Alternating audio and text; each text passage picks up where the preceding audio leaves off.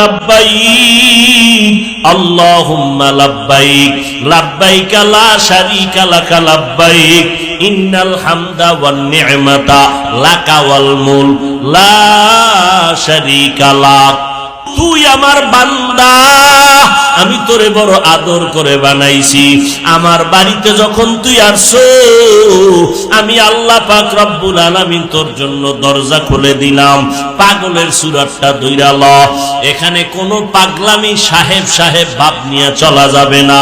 ওই বাইতুল্লাহর চারপাশে দৌড়াবি পাগলের কাম শুধু দৌড়ানো দৌড়াবি তাওয়াব করবি আর আওয়াজ দিবি লাব্বাইক আল্লাহুম্মা লাব্বাইক লাব্বাইক লা শারীকা লাক লাব্বাইক ইন্নাল হামদা ওয়ান নি'মাতা লাকা ওয়াল মুলক লা শারীকা লাক বান্দা তুমি লাব্বাইকের আওয়াজ দাও আস্তে দেওয়া যাবে না খবরদার মাওলার দরবারে আওয়াজ দিয়ে তুমি বলতে হবে আওয়াজকে ছোট করা যাবে না তুমি বড় লোক মানুষ আস্তে আস্তে বলবা কাজ হবে না ওখানে বান্দা জোরে জোরে আওয়াজ দিয়ে লাব্বাইক বলবা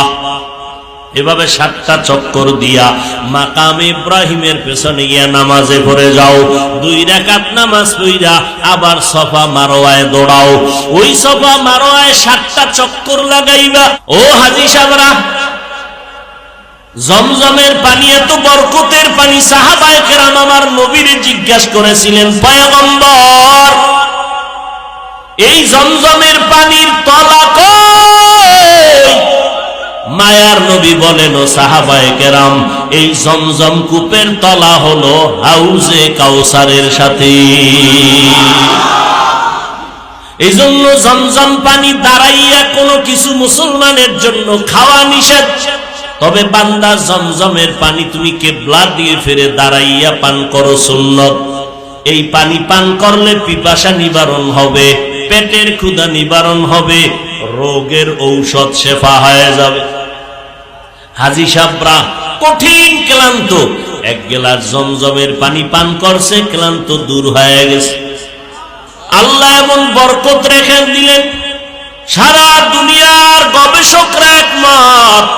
জমজমের পানির মতো এত বিশুদ্ধ পানি জমিনে আর মোটেও নাই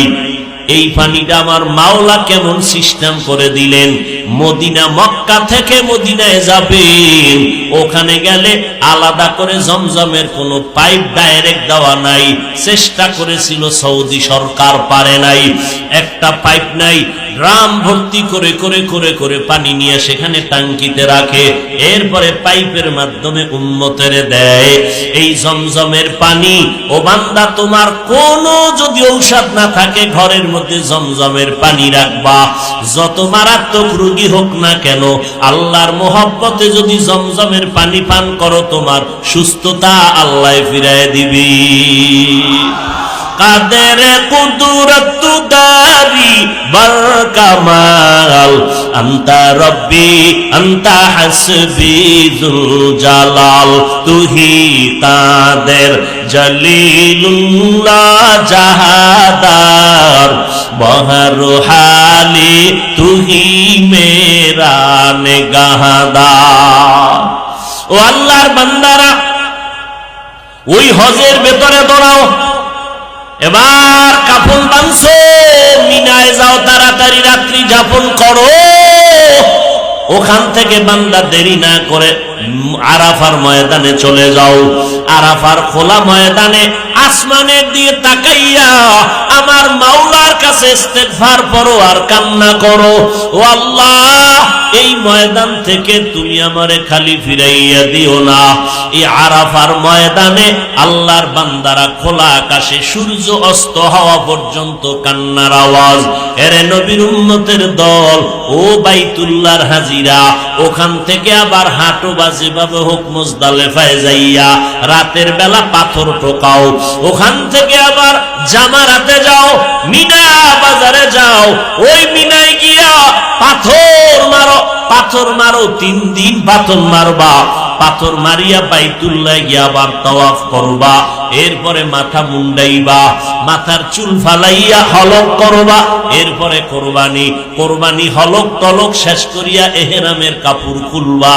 মাওলার দরবারে পুরা কাজটাই হলো পাগলামির আওয়াজ। কিন্তু সাবধান, মুহাম্মদের দরবারে যখন যাবি রে হাজী, খবরদার, আমার মুহাম্মদের দরবারে কোনো পাগলামি চলবে না। আমার দরবারে বহু পাগলামি করছো, এ বান্দা গোসল করো নাই, টুপি দাও নাই, জুতা পরো নাই, গেঞ্জি পরো নাই, পাগল।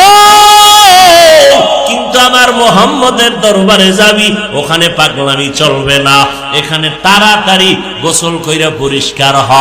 জুতা পর, টুপি পর, এরপরে মানুষের মতো একটা সুরত দইরা আমার মদিনার রওজার যখন কাছে যাবি, জিহ্বাটারে কষ্টের দিয়া বান্ধা নিবি। আমার ঘরের সামনে জোরে লাব্বাইক না বললে আমি বেজার, আর আমার বন্ধুর কাছে জোরে আওয়াজ দিবি, তোর সওয়াব কাটা। নবীরে সালাম দিবি, কোনো আওয়াজ যেন না হয়। আমার নবীর দরবার বড় আদবওয়ালা দরবার।